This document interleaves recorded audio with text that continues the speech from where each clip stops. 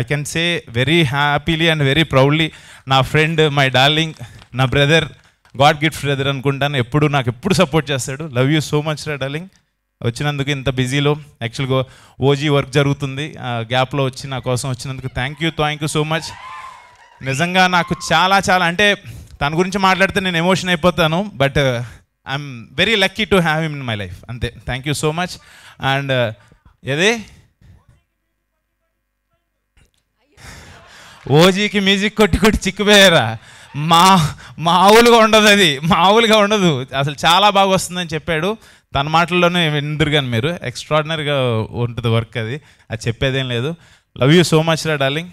అంతకుమించి ఎక్కువ దిష్టి తగలకూడదు మనకి. థ్యాంక్ యూ అందరూ వచ్చి ఇక్కడికి వచ్చి మా టీజర్ని ఇంత సక్సెస్ చేసినందుకు థ్యాంక్ యూ సో మచ్.